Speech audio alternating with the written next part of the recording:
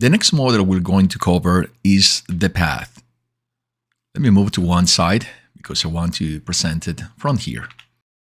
So let's take Extrude Path.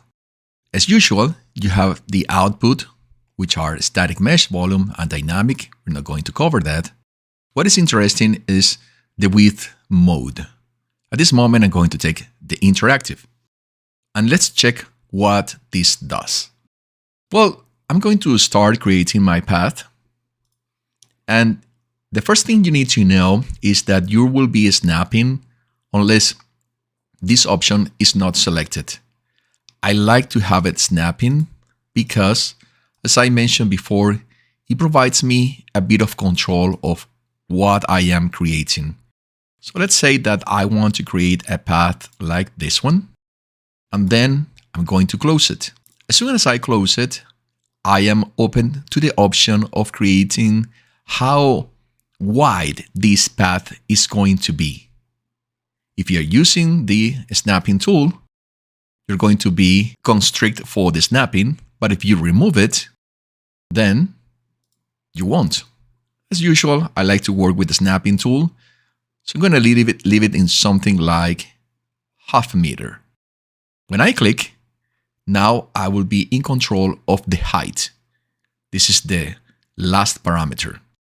And of course, you can measure whatever height you want. In this case, let's say the 2 meters, which is presented here. So 2 meters, 200, here it is. And I click. Now I have my path completed. And as you can see, it's a pretty cool tool if you want to create structures that will require a path. Let me complete here.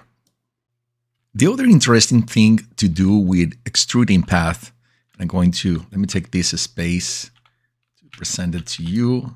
In fact, let me move this just a little bit and take this small space, is this option, the extrude mode.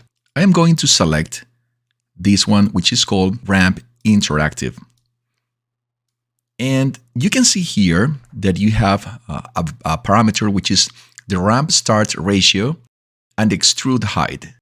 So what this is going to do is that this value of the extrude height, depending on what you're going to take, if the value is 10, the ramp start ratio is going to be this value multiplied by this value here.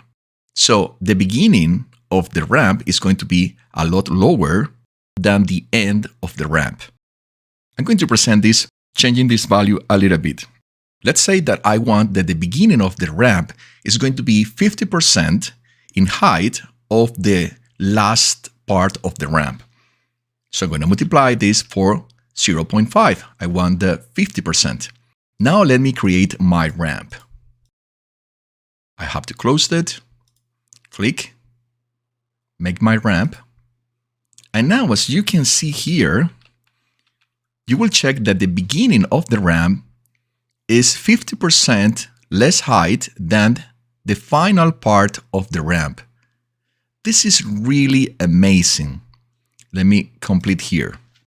And even though the ramp at this moment is totally closed, eventually you will be able to play with this structure and open all the sides in different directions.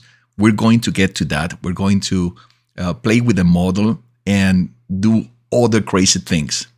But if you want to create a path that goes from one point to another point, and you want to know exactly how this ramp is going to evolve until you get a structure like this one, man, using this option of Extrude Ramp Interactive is the best approach that you should take.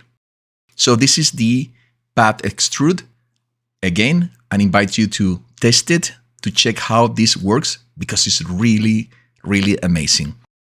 Don't mind about having these structures at this moment closed. This is a requirement at this moment, but we will eventually in this course explain how we can open it, how we can edit our mesh and create something new from taking the original and transform it into something different.